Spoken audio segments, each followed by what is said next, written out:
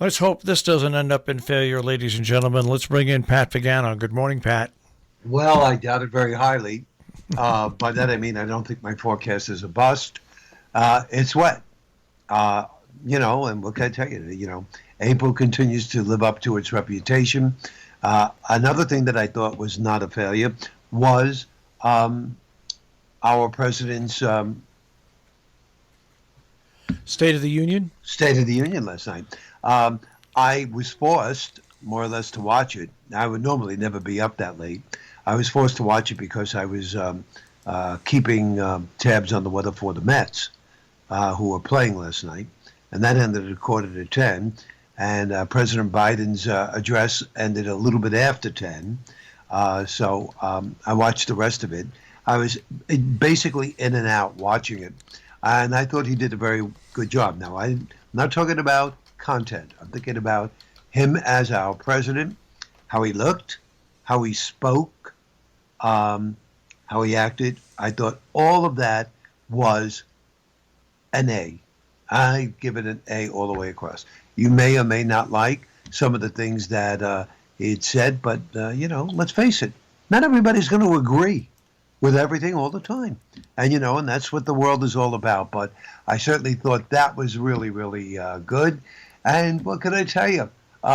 Let a smile be your umbrella because it's going to shower on and off today, tonight, maybe a thunderstorm into Friday. We'll be in the low 60s today, low 50s tonight, low 60s Friday. And then, here we go, a very, what's the word? Potent. Potent wind. I can tell you right now, I know there are going to be advisories out for the wind because I think the wind tomorrow will be over 45 miles per hour in the afternoon and evening. What time is that going to start roughly tomorrow? It's hard to say because of the front, when the front gets through. But I would say that should start or beef up somewhere between 12 and 3. All right, so I'll be home. So I'll be able to see the tree fall for the rest of the tree falls. That may happen because don't forget now, with all this wetness, the soil is going to be real loose. It's not going to be like, we're coming out of winter and the ground is hard. The ground is loose and trees have leaves on it, more resistance to the wind. So that's why I'm pretty sure there's going to be advisories out. Saturday, partly cloudy and windy, mid 60s, sun followed by clouds. I don't know if it's going to be a late shower, early shower on Sunday. There could be a shower. If we get a shower early Sunday, then there won't be anything late.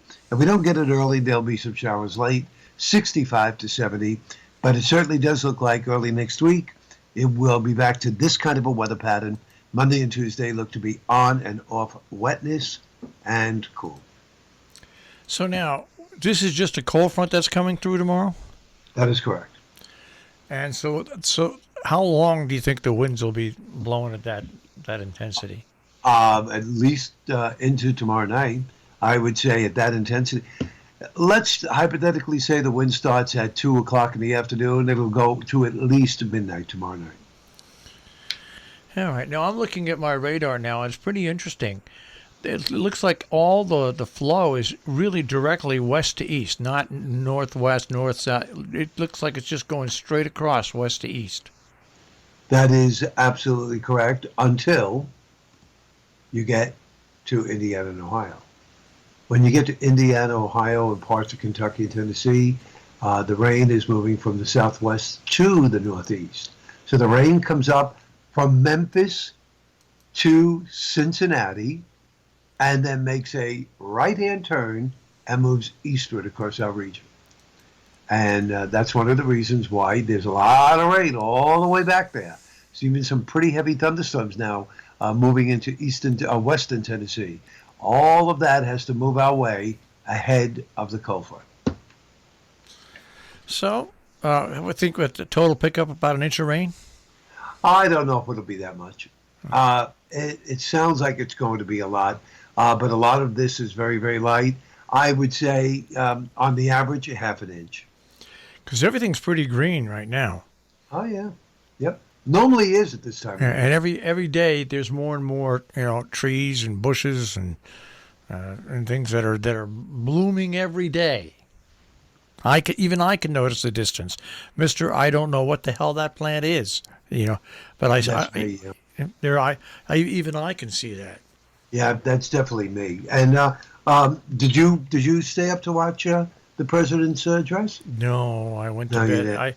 I'm trying this new thing. I go into the bedroom around 7:30. I try to get to bed by 8 o'clock, and that way, since I've been doing this, I only get up once a night, right around midnight, give or take a few minutes. Yeah, if I stay up any later than that, for some strange reason, my bladder wakes me up 3 times at night. So by getting in the bedroom and relaxing for about 15, 20 minutes, and then going to bed, it seems that it's back down to just one visit a night to the bathroom. Okay. And then I get up at 3:30, and what I do is I just sit for 10 or 15 minutes off the edge of the bed, pet the dog, and stuff like that, until I fully wake up. And it just seems that it's a better routine. So, no. But I did this morning. I did see clips of his speech, and like I said, I wanted to see what it looked like, seeing as they're on this. There was only a very few people in the audience. And for the first time ever, they didn't have that person that they appoint just in case there's a disaster where everybody dies, because so many people were off site watching it virtually. Designated survivor. There was no designated survivor last night. No, but I'll tell you one thing I have noticed, which probably is no big different from any other address that was televised. Whenever they liked something that the president said, you saw the Democrats stand up and you saw the Republicans stay seated and not clap. Yeah, but at least no Republican yelled out, "You're a liar," this time. Well, that's true, right? But there were a couple of times where everyone stood up, which I thought was great. There were some times when the Republicans did not stand up, but they put their hands together. You see, I'm kind of funny because I consider everybody in that building last night to be a family. That's the way I look at it. This is part of our family. And whether or not you like what your dad says, whether he says, you stay and eat at this table or you don't go out tomorrow, whether or not you like it, you abide by it. You support it. Well, it's your dad. Back in the old days where families used to get together all the time, in my family, it was a free-for-all. Now, when you got instructions from your mother, your dad, or your grandfather, or your grandmother, if you didn't follow them, you got your rear end whipped, and so you learned very quickly. But when you would sit around a dinner table and the whole family would get together, it just became almost like one of those Three Stooge movies. It was just people disagreeing on everything. It could be. Somebody said the mashed potatoes had too much salt. No, there's not too much pepper. The creamed onions, there's too much cream. And then they get into politics. And Oh, see, we never had that at all. And of course, we didn't leave the table until we said until our parents told us we could. Oh, no! You didn't let. That's the whole thing. You had to sit there and witness this whole thing as a kid. Yeah, You had to yeah. sit there. And by the way, you didn't have to clean your plate off completely, but there was a point at which you couldn't move away from that table unless certain things were gone off that plate. Right.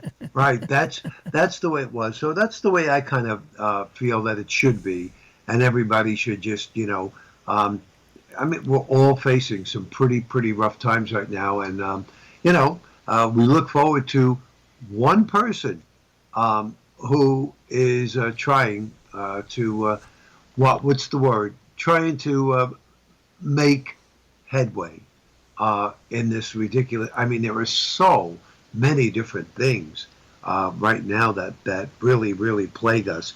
But we're getting there. We are getting there. As we said yesterday, positivity rates are going down. Things are starting to open up a little bit more. So thank God we're getting there. We just have to continue to abide by all of the guidelines. And I think if we do, I think we'll wind up having a good summer. What do you say? Well, the guidelines are getting less stringent and less stringent. And, Right. What people have to learn, though, and it's a tough thing for them to relearn now, is that, well, the no maskers, they don't have to learn anything. They're free of anything. But people who've been wearing masks have to get used to the fact that when they're out in public now, and there's no one around them, and there's no one They don't have to wear it. just take the mask off. Get used to taking it off when nobody's around. Otherwise, you're just going to be stuck in this rut. Take it off. Have it dangle around your neck, whatever. But and then just put it up when you have to put it up. I think people have got to start doing that, so they're not afraid to live their lives again Without a mask, right? without a mask, because you know when you have to use a mask, and just don't leave it on all the time, because it really is not that healthy. If you don't change your mask a lot and you leave it on a lot, it's not healthy. I mean, when people wear masks in the hospital, doctors and nurses, they throw them away, and they change them all the time. All the time, almost every visit, right? Yeah, so right, people just exactly. people are going to have to get used to doing that, and know that if you got your shots and you're 1 week past your shot, you're basically okay. You're not going to die. You might get a little sick, but you're not. You're okay.